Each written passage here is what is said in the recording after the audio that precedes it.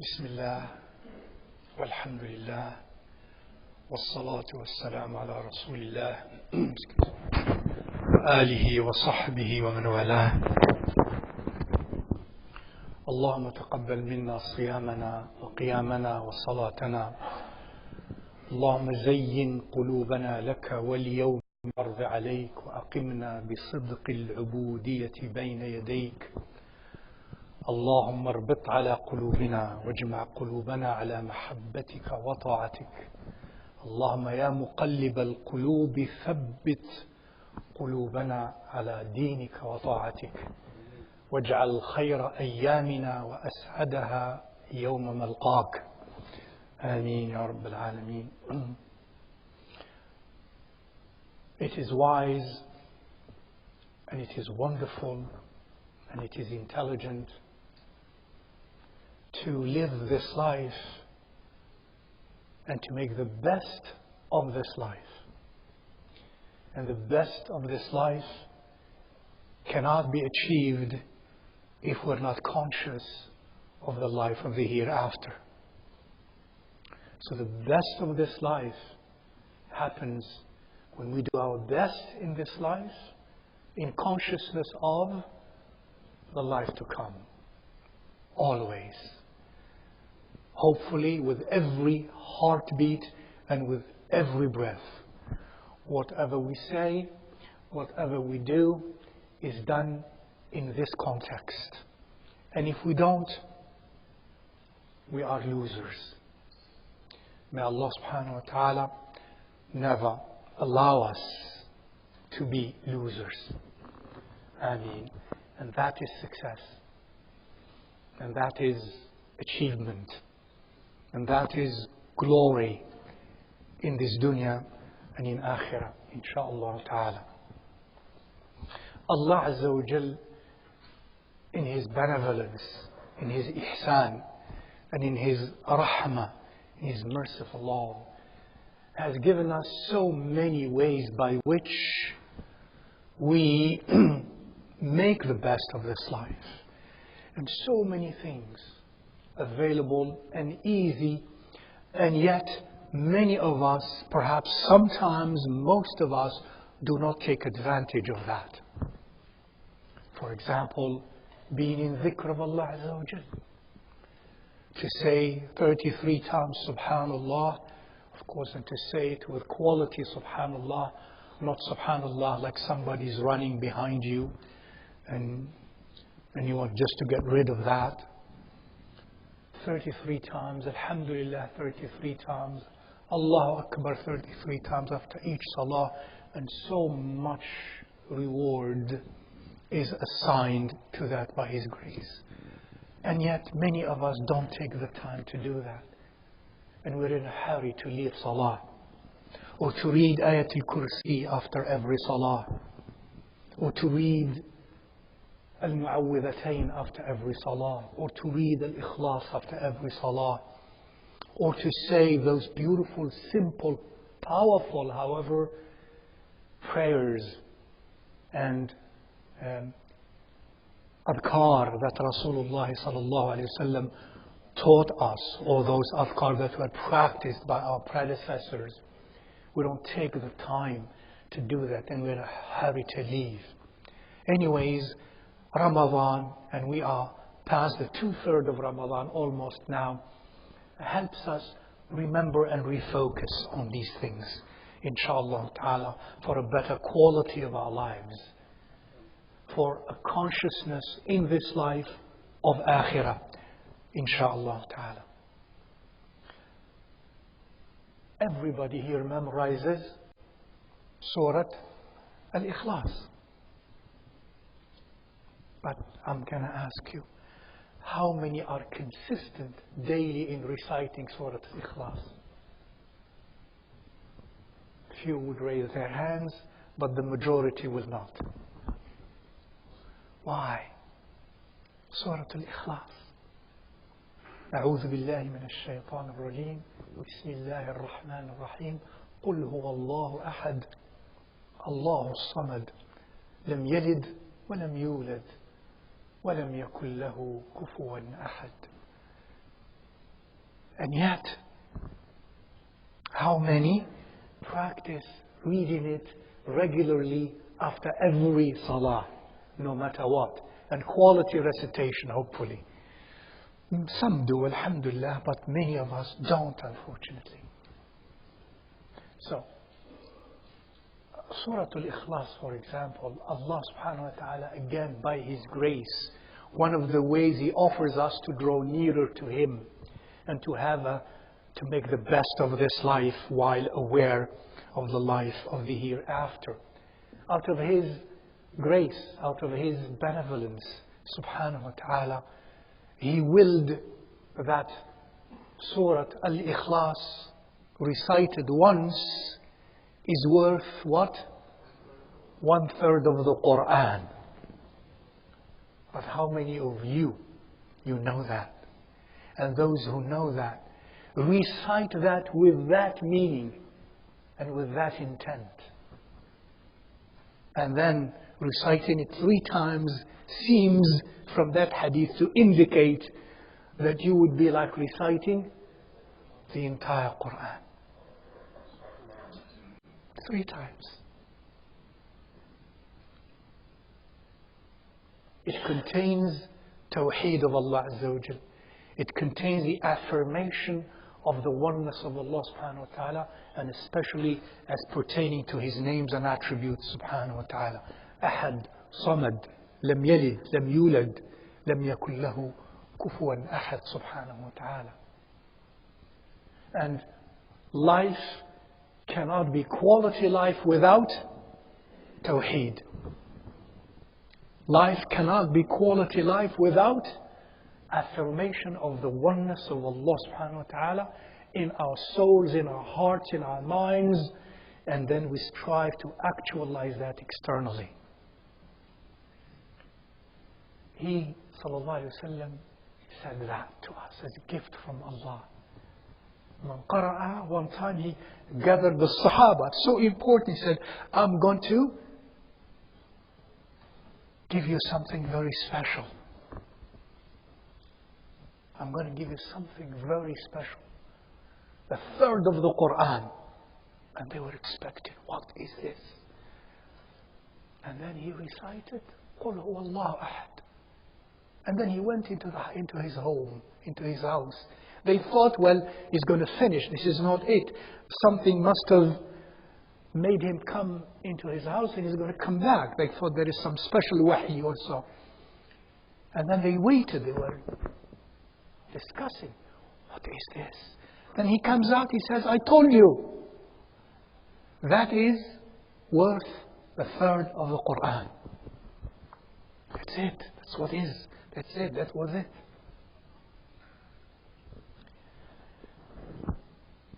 A man, a companion, whom Rasulullah sallallahu alaihi wasallam sent into a Sariyah, into an expedition.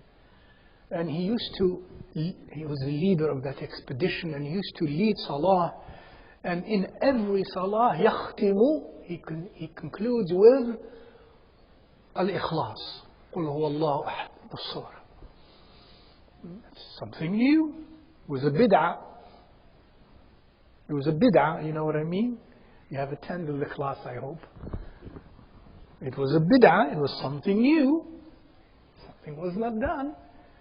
That's new, meaning bid'ah, new, something was not done before. And they came to Rasulullah sallallahu alaihi wasallam and they said, this is what he used to do. He said to them, ask him why did he do that? They asked, and the answer was, أحبها. I have hubb, love for that surah. Why? Because it describes Allah. Because it describes Ar-Rahman subhanahu wa ta'ala. He said, sallallahu alayhi wa sallam, tell him that Allah has hubb for him. Some ulama say, كَانَ يَخْتِمُ بِهَا كُلَّ صَلَاةٍ, meaning, after Al-Fatiha, he reads قُلْ هُوَ اللَّهُ أَحَدٌ all the time. Tell him that Allah has hubb, love for him. Has hubb for him. قُلْ هُوَ اللَّهُ أَحَدٌ. a mu'min, a muwahid, a believing man or woman reads that with this in mind, this in heart. A gift from Allah Azza wa Jal. And especially if we implore Allah to embody inside of us, to inject inside of us the meanings of Tawheed that surah carries. And the more we read it, the more it will remind us of that Tawheed. So that in our lives we become conscious of Tawheed actually and practically. It will be in the qalb. Once it is in the qalb, khalas, when something is in the qalb, it commands the senses. It controls the senses. Like you say, that person is in my heart. Well, if that person is in your heart, you know what the consequences are in terms of your limbs and your eyes and your words. And if it is in the qalb, it controls the senses. Sayyiduna sallallahu alayhi wa alihi wa sallam said, in accordance to many ahadith, as a matter of fact, that speak of the merits and the virtues of Surah Al-Ikhlas. Many of hadith, technically speaking, authentic, technically speaking, weak, many of them. But do keep in mind, some of you at least, that a hadith, even weak in the technical sense, when it comes to matters of virtue and merits, it is authority. The ulama, all of them, if not the vast majority of the ulama, have understood that you make use of such texts as well. In one of those texts, he taught sallallahu alayhi wa sallam the following. And this text actually is weak in two chains, so it should be strong by the combination of those two. You know what I mean, some of you? This hadith is weak in two chains. Do you know what that means? If you don't, forget about it. Then this text is good to use. This text teaches that Rasulullah says 3 characteristics. If one has them or has one of them, that person will be made to choose from the hur'in as he wishes and will be entered Jannah from any gate he wishes. What are those 3 things, Ya Rasulullah? One of them, من عفا عن قاتله. Ajib. Related by Imam Tabarani, I believe this one and others. The person who forgives his killer. The person who forgives his killer. من عفا عن قاتله. Some ulama comment on that and they say that is before he breathed his last even, he said, I forgive my killer. Did you hear that? Those of us who are always on the insistence of vengeance, on the insistence of my right. Fine, you have the right. But don't forget this too. Don't forget this too. This is our deen. All of it together, not only one part. Second, he said, sallallahu alayhi wa sallam, وَرَجُلٌ اؤتمن أمانة فأداها مخافة الله سبحانه وتعالى. A person who was entrusted with something, in other texts it explains, nobody knew. Let's say, you entrusted me with something and there was no witness for you to ever, let's say in a court of law, say, if we have a dispute, to say that you have something with me. No evidence. The court will be in my favor. Innocent until proven guilty. And there is no evidence. Only Allah knows, and you and me. You entrusted me with that, and I delivered that. When it was luring for me to keep, out of fear from Allah. This is the second person. Third person, the person who recites after every obligatory salah, قُلْ هُوَ اللَّهُ أَحَدٌ 10 times. And the person who recites after every obligatory salah, قُلْ هُوَ اللَّهُ أَحَدٌ 10 times. Gifts from Allah subhanahu wa ta'ala. And you will know, and how many are here and you will hear this? Hundreds will hear it. And I challenge you and I dare you. You will see in a month how many practice that. Few only. Few only, unfortunately. Tawfiq from Allah Azza wa Jal. Sometimes there is no tawfiq. That catalyst that we need for the reaction to be productive, to take place. May Allah give you all and give us all that tawfiq, inshaAllah ta'ala. Ya Arham al-Rahmeen, Ya Rabb al-Alameen. And one last one. Another text teaches, قُلْ هُوَ اللَّهُ أَحَدٌ has many, many virtues. So don't be in a hurry. قُلْ هُوَ اللَّهُ أَحَدٌ. I read قُلْ هُوَ اللَّهُ أَحَدٌ. والله يجزيك سبحان الله سبحان الله سبحان الله سبحان الله سبحان الله سبحان الله سبحان الله سبحان الله سبحان الله الحمد لله الحمد لله الحمد لله الحمد لله الحمد لله أكبر أكبر أكبر أكبر أكبر أكبر أكبر. Truly, it's no laughing matter. Sometimes by the time I am still in my first 15, somebody has finished 33 of each. Completed, done. I have seen that amongst us. May Allah guide us all. May Allah forgive us all. May Allah help us improve on the quality of what we do also. So he said, sallallahu alayhi wa sallam, in accordance to this other text, a person on the day of judgment, on the day of resurrection, will be called from his grave. Will be called from his grave. قُمْ يَا مَادِحَ اللَّهِ فَادْخُلِ الْجَنَّةِ. Rise, O praiser of Allah, enter Jannah. And you know who that was? The one who recites every day 50 times Surah Al-Ikhlas. 50.